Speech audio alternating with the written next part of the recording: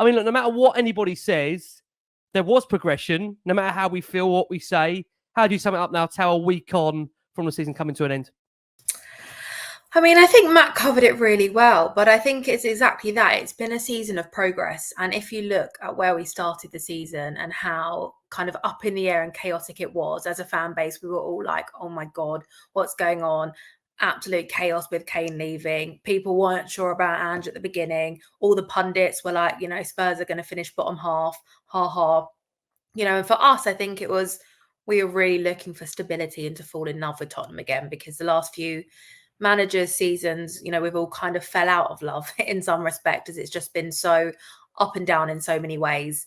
And I think this season, forgetting all the little nuances and all the stuff that I'm sure we'll go into shortly, we have come out the other end. And I think people are largely a lot happier than they were this time last year.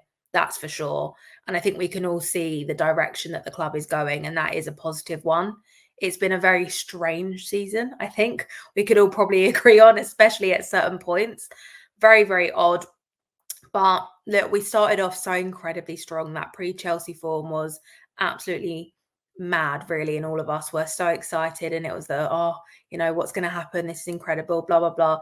Yeah, we kind of tippled off with all those injuries. But I think, we've had a strange extended end to the season, shall we say. The latter half has been a weird one.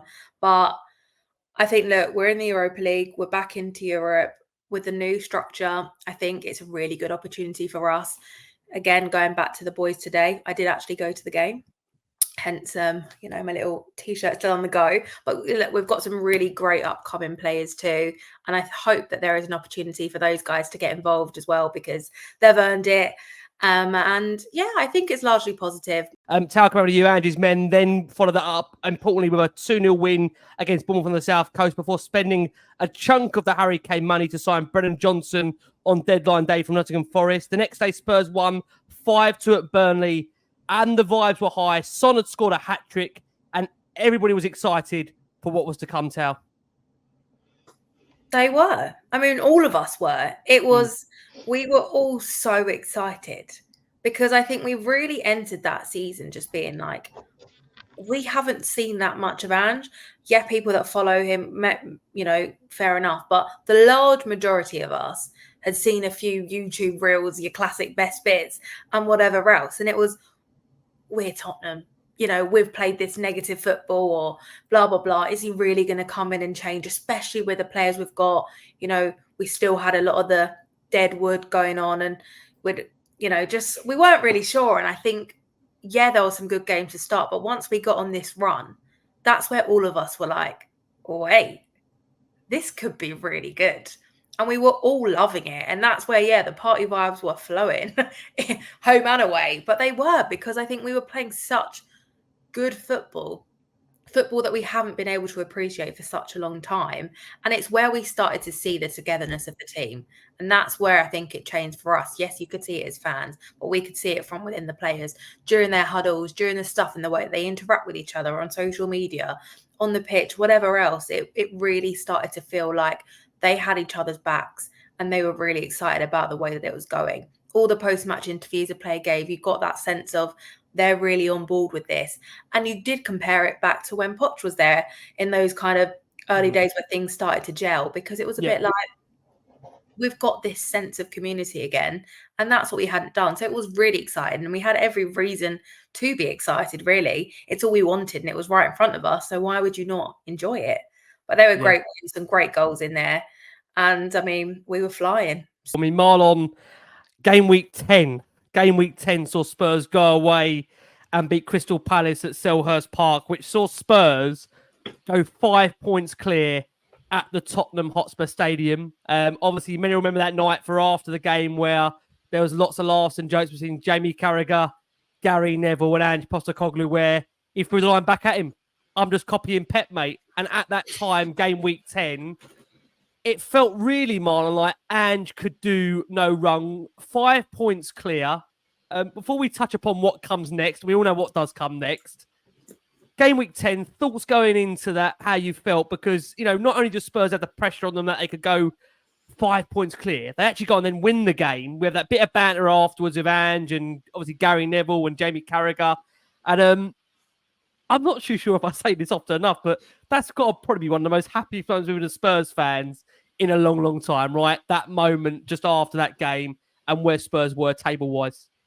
No, it was. And do you know what? I remember first half against Pat. It was a bit cagey in the first half, if I remember correctly. And then Ward scores the own goal.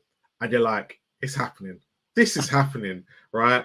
Like, again, I'll keep repeating it. Everything was just falling into our favour. Like, nothing was going wrong. And I remember going on shows and I was like, there's something weird about this season. This is not what I expect from Spurs. The whole VAR at Liverpool, right? You had then Luton, Van der Ven scoring and like just after half time. Then you had the Fulham. But then you went into that Palace game going, if we can win this, the next set of games until we play City, I think it was, we can win those. This is going to be our season, right? But after that game, I remember, and when he said he was copying Pep, I thought, you know what? This guy knows how to work the media as well. And this is what we needed at the time. Someone he wanted to be here. He was loving everything about it. He was enjoying himself. And he was saying, look, let the fans get carried away, but it is what it is at the moment. But the whole point is that was probably the best time for us Spurs fans up until that moment. We didn't know what was coming, but we were like, yeah, this is it. This is Spurs. We're going to do it this season. Something special is happening. But we didn't know that Spurs was going to kick in. That's the bit we forgot as Spurs fans, right? But it was a great time. It was a great feeling. And unfortunately, Matt, you've got to tell us what followed. Look, it was, cast your mind back, the 14th minute against Chelsea on November the 6th. Heung-min Son double Spurs' early against Chelsea at the end of what can only be described as a brilliant flowing team move. Spurs are flying. They're 2-0 up. They're battering a team managed by their once beloved manager in Maurizio Pochettino. They're heading back to the top of the Premier League after 11 games. The post-game narrative will surely be, why can't they go on and do something special this season? But Matty, hold on. The linesman flag is up. Sonny is marginally offside. It remains 1-0. And about an hour and a half later, Spurs are beaten 4-1. 2 men sent off. They lost their best 2 players to medium to long-term injuries. I mean, cast your mind back, Matt. Tell me your feelings on that night. And now looking back at it, just what a car crash that moment was in terms of what kind of led from that to the nature of, again, it being a really topsy-turvy season. Whereas Marlon said up until that game, nothing felt like it could go wrong. So I get the League Cup exit against Fulham and this. I see what you're doing, Ricky Sachs. Look, to be honest, when I calculated that this one was going to come to me, I had a look at what I was saying on Twitter that night, because it's where I let all of my anger out. And to be honest, I didn't remember myself being this positive after that game. And look, it was a terrible result. It was an extremely difficult watch. I think it was a very grounding game where we kind of realized that as good as we'd been and as well as we'd started the season, we were still a very immature and inexperienced team that had to find our limit. And that night we went way beyond the limit, and it was difficult to watch, especially like you mentioned with the once beloved Mauricio Pochettino in the opposition dugout. It's actually just the maddest game, because I will actually never forget Mickey van der Ven pulling up right in front of my face, and every single one of us just being like, well, shit, we are done. Like, that was it. It was, oh my God, we are not okay without him. Like, the pure energy that just got like sucked out of our soul in that very second is something I genuinely don't think I can remember. It was just like, right, that's it. And then what kind of followed made it so much worse that it was funny. And I think arguably it was probably one of the weirdest games to be in the ground for, because like Matt said, and I actually, because he said he scrolled down, I scrolled down my tweets as well, a lot of which I won't repeat because there is vile swearing involved. But the last one of the night was one of the most chaotic games I can remember, a loss that weirdly doesn't feel like one. Those boys left on the pitch, gave their everything, and that's all you can ask for as a fan. Because I remember we were applauding, and it didn't matter.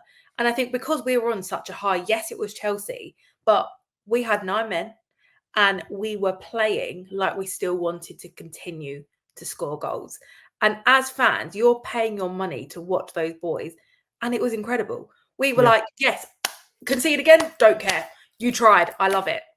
And it felt like that. And that's what I mean by like that collective stuff. It really kind of transferred into us too. Oh, man. Tal, come over to you. Look, towards the end of the year, did see Spurs heading for a heavy defeat to Brighton after going 4-0 down, but fighting back to have it a bit more respectful of a 4-2 defeat. I mean, is it fair for me to say, Tal, that was really the first time we had some concerns about maybe, pardon the pun, crackers using the word, some cuffings we were going to receive under Ange Postecoglou's Tottenham? Was that the first one we thought, don't really like this, but we know these might be coming?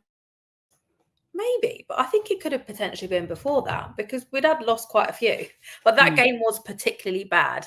I remember I was at my dad's in Bournemouth post-Christmas and they were watching and it just went from bad to worse watching that Brighton game. That was appalling. And I know we were struggling defensively big time, but we were just like, why would you not just put on like a natural centre-back? I don't care how much experience you have, but surely they're better than whatever was currently there. And yeah, I think the scoreline in a way flattered us a little bit because we were really bad that day. We got 2 back, but we were terrible. So I don't know. It was just a weird time, I think. Oh, and looking back now, it feels even weirder, doesn't it? And I've used that word so many times today, but it's such a strange season that we were genuinely on. Because I think a lot of that period that we just covered super quickly, like I think all of us felt, even when we were losing, it was like, if we had a full strength team, we'd have been flying. We actually weren't playing that bad, was we? We actually weren't being. Just a focus on that FA Cup defeat of Man City. How disappointing was that, Marlon? Because I just think that night, and I will look back and think, didn't really lay a glove on them. And of course, the FA Cup run, it will be forgotten that Pedro Porro scored an absolute firecracker in the defeat, well, in the win against Burnley. In obviously, of course, the I think it was the 3rd round tie at the time. No, I remember. Look, I'll go into Burnley first because I remember at the time I was so disappointed in the game. I thought we played so poorly, and I think everything started to fall over with Spurs. Like we've said, after that Brighton game, the football just wasn't the same. After that game, like even the Bournemouth game, it was patchy. It was patchy, and then we went into the Burnley game, and I remember it was on ITV, and at the time, and everyone was like, why the hell have they picked this game? Out of all the games they could have had on a Friday night, why have they picked this game? And it literally was that. I think Burnley had a chance within the first 5-10 minutes, which they should have scored. And then we didn't really lay a glove on them that night, right? Considering how we played in the home game later on against them, we were so poor that it was going to take something special from Pedro Porro because nothing was really happening. We didn't create, we weren't doing anything, and it was worrying. Then we go into Manchester City. Right. And all of us, let's be honest at the time, thought we're at home. It's Manchester City. If anyone's going to do it, it's going to be Spurs, right? Because obviously they had this terrible record. And Pep Guardiola, I remember watching some of the Manchester City streams and they were like, if anyone's going to beat us, it's probably going to be Spurs. But we literally, if I remember correctly, we didn't even have a shot on target in that game either. It was something, It was so bad that night. We were so bad, and it just carried on. It carried on from the Burnley game and even the Manchester United game. I think this is when we knew how bad Man United were. We just wasn't playing well at all, and I think that game was summing up how the next few weeks were going to go for us. In all the games wise, because actually we just lost our rhythm completely, right? We obviously had the African nations going on at the time as well, because Basuma and Sarah out. Son was at the Asia Cup as well. And again, we were using the same excuse as Talia said, wait till we've got our full 11, wait till we've got our full 11. And that Manchester City game, I think was the down, it was the game where you knew that Ange had something to sort out. And I think a lot of the games after that we got quite lucky in, and probably the teams that we were playing against was the reason why we were getting the results. And actually, if we look at that Manchester City game, we should have known the end of the season what was going to happen, because we just never turned it on after that. And I believe that was the catalyst of everything that when we started to go downhill this season. For the teams that we faced this season that were promoted, Spurs went 1-0 down on all of the occasions and come back to win 2-1, or 2-1 or above that scoreline of 3-1. But I think it tells you a lot that these were a lot more close than what they should have been, some of these accounts. Is that fair for me to say, Tal?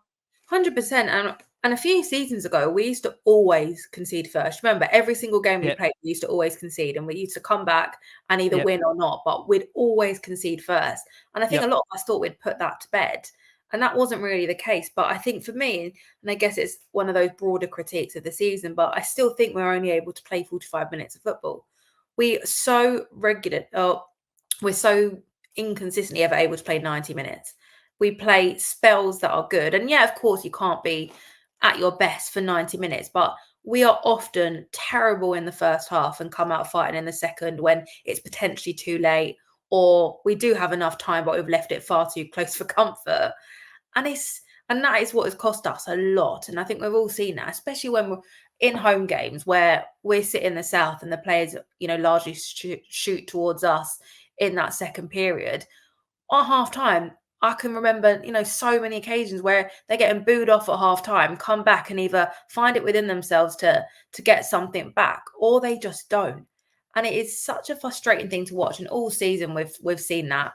And that's the one thing I think next year, hopefully we see better.